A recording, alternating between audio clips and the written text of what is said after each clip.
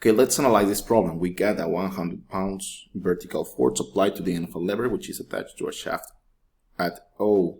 Determine the moment about O. Now, the way the problem is asking the question, it's actually giving me some important information.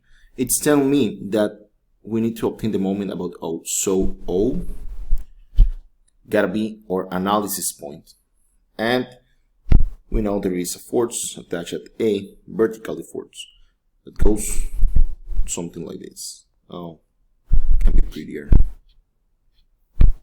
Something like this. Worth 100 pounds.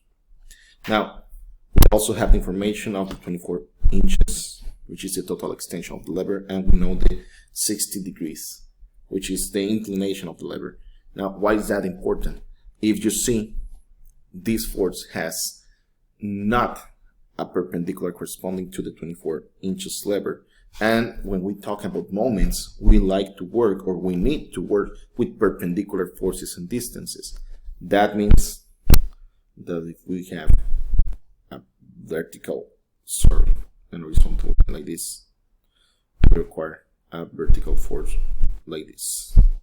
So the combination of this distance, the combination of that distance and this force is going to create the moment about any position. For example, moment at O is going to be distance times force, in the most basic conception of moment, right? Now, knowing that, we can go and look for the perpendicular distance from the origin to the application of force. Now, even in my application force is being at A, the transmissibility principle tells me that this force can be extended this much. Oops, could be better. Told me that.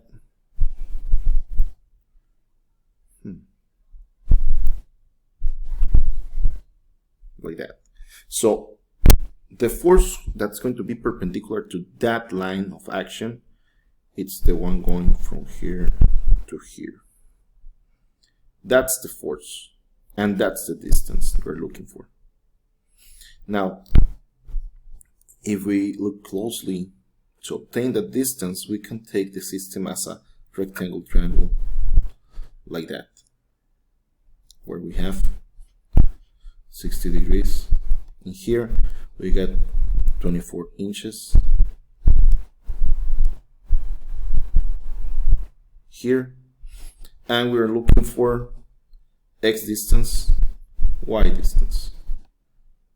Now, this x distance, looking from the perspective of trigonometry, can be expressed as x equals 24, which is the hypotenuse times cosine of 60 degrees.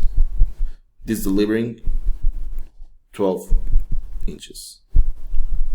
So now we have the distance d, which is going to be 12 inches, that combined with the force of 100 pounds will give me the moment about O. I can write so that moment about O equals to 12 inches times 100 pounds. The multiplication will give us a total of 1,200 pounds inches, which ends up to be the result for the moment about O. And that's going to be the basic procedure to obtain moments.